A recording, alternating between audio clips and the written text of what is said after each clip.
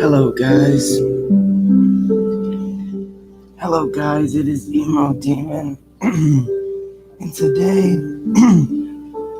our podcast will be about losing people. Alright.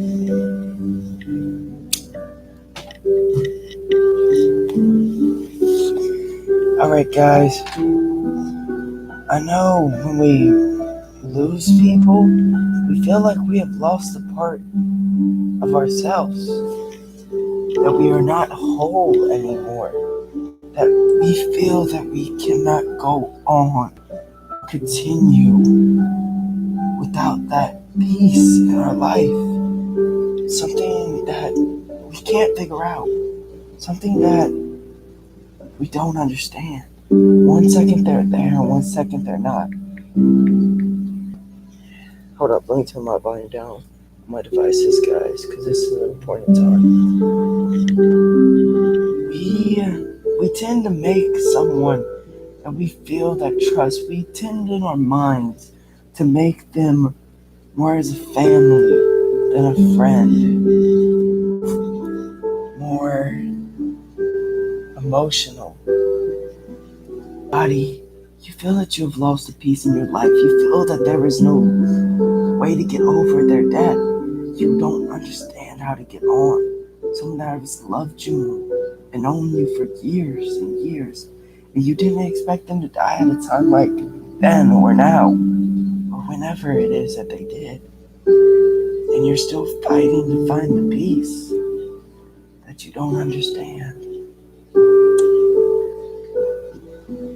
Most of us, when we lose somebody, we tend to shut down completely. Quit talking, quit doing usual things, decline from all of our normal activities. But that's not the way to go. Recently, I've had a couple of friends go. I've had a guy named Trey that I know that was brothers with Dante. He died in a car accident on his way back home to Charlotte, North Carolina. And I have his brother, Dante. He is recently caught the coronavirus. And he's all the way in Charlotte, all the way in Winston-Salem. I can't see him, and even if I could, I wouldn't kiss the virus. But him and his brother was a very important piece in my life. Helped me get through so many times. They put clothes on my back when I was homeless and I had nowhere to go. They fed me when I had no food to put in my system. They treated me as if I was a brother instead of a friend. Hey, Kenny. They made me feel better about myself. Made me feel like I had someone. Because most of y'all that have heard my recent podcasts and stuff know, or maybe not. Alright, so we're going to go into this story right quick. I have 6 sisters and 2 brothers, and I was put into DSS because my parents and stuff wasn't in the right situation, we'll say that. Well, my dad he beat his children, his wife, my mom, and we got sent to DSS. And DSS took us. And that one family visit, 5 of my sisters and 2 of my brothers, only one of my sisters wasn't there. And that was my oldest. All my brothers and sisters was in the corner, all piled up. I had walked into the family visit happy, joyful to see my brothers and sisters because I hadn't seen them for a minute. And they all looked me in the eyes as soon as I come in the door. I was wondering what was going on. They was their usual selves. And they say to me, "Why are you here? No one loves you. No one cares about you. You should go." I walked out of that family visit with every bit of my heart crushed and ran over, shattered. Felt like I didn't have a family anymore. And then Dante and Jay came into my life. Showed me what it was to have an actual family. Showed me what it was to have someone actually care about you. It filled the pieces that I was missing in my life. But now their appearance has faded. Like they didn't even exist, but in my mind. They didn't have anybody really. They were more of an outsider like me. They stayed to themselves. They didn't really talk to anybody else. They had lost a little brother that acted exactly like me, that had the same sense of humor and everything. And they added me as a brother to their family. And that was really, I guess, all you can ask for is a new family once yours has replaced you. Or there's some you might dread from it. Give me 1 second to fix the music in the background.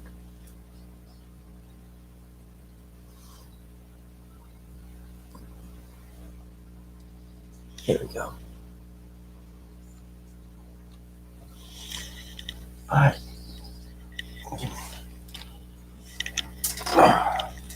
Chef's pizza is I didn't. crisp. I'm still mourning from the loss of my friends, family, I would call it. I mean, it was everything I needed in life. Whenever I needed something, I always talked to them. They always helped me. And now both of them is gone. Him and his older brother. And this time it wasn't because of an accident. It was just the cruel, dark world that took him out of this life. First it was a car accident. That was for Trey. Next thing, it was a coronavirus.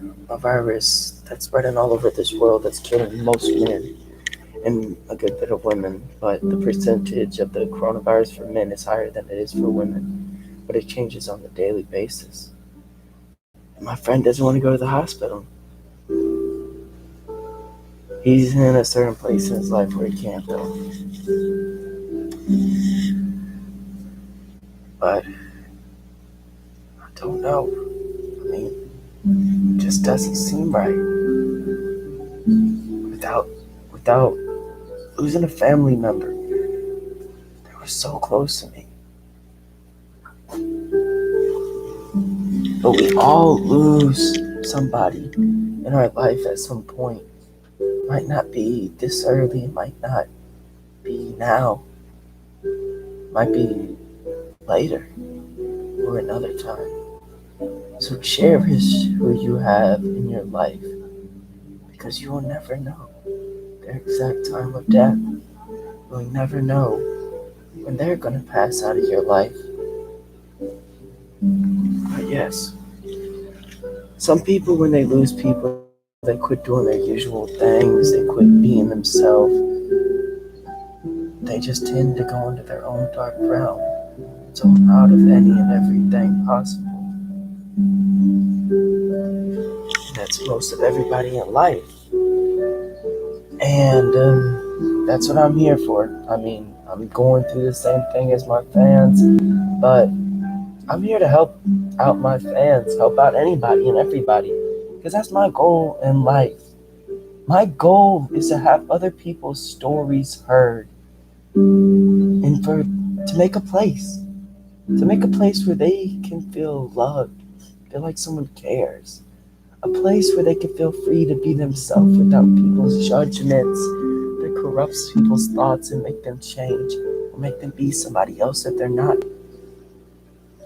Because people don't really care about you, not most people. They try to force you into their own image of a friend or person for their own socializations. But no, I believe deep down, don't ever judge a book by its cover. You never know someone until you have heard their story and you can understand. Unless you have been through something the same almost. Unless you know what it is to relate.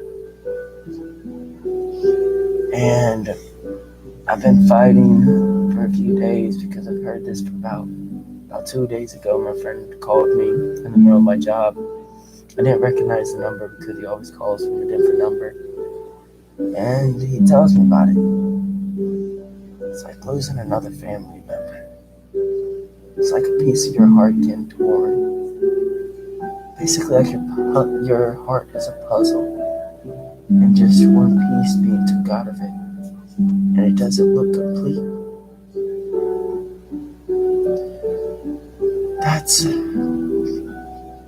That's deep and dark, but we try to recover from it. I mean, it's all that we really can do. Can't bring it back. Sadly. If I could, I would trade places with him. I would give him my life, and I would take his death. Everyone deserves a chance to live. I mean, we all don't start off with great lives at first. We feel that there isn't a peace. We feel that us fighting doesn't really get anywhere.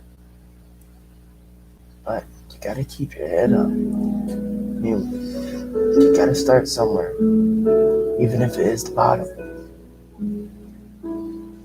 Keep your heads up. Keep fighting, because it's all that really matters.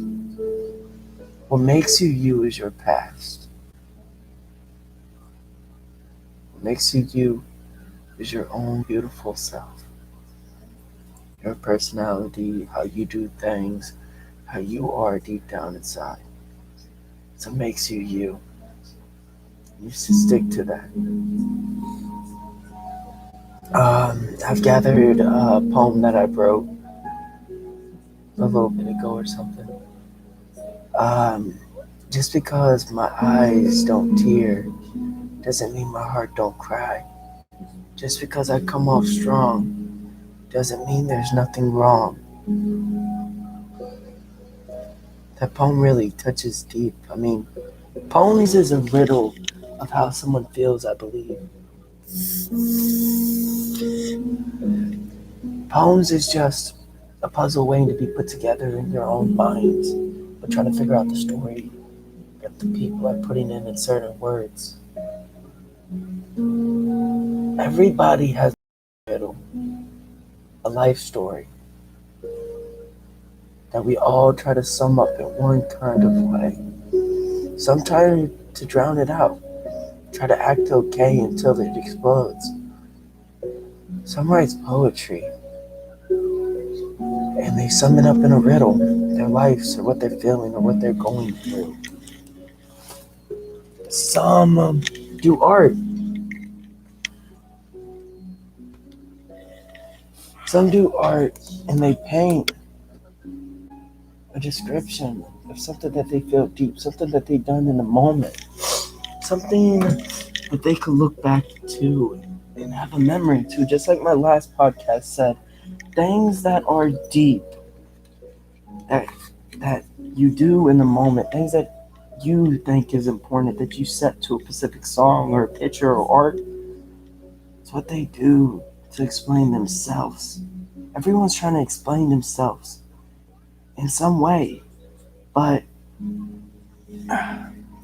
most people don't see it. They can't figure out. They can't look at a poem and figure out what the artist of that poem was saying or what he meant. I mean, they could sum it up in a way, but it depends on what kind of person you are to figure out the riddle that that person was placing. The story that they put behind those words that might seem like it's just letters in the alphabet put together, but it's a story. It's a life story that hasn't been figured out. A riddle with no answer. A quote with no answer. a saying that many love to say, but still can't figure out the whole story, the whole thing, what that person meant, what that person didn't mean.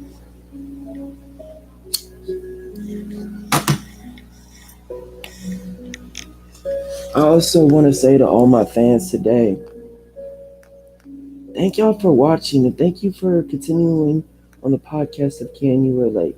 Some is on my YouTube, some is on my podcast on many other places. All I want in life is to see y'all rise. What I want to hear somebody say one day is, I remember when I was in the journey of the Can You Relate podcast and felt that I had nobody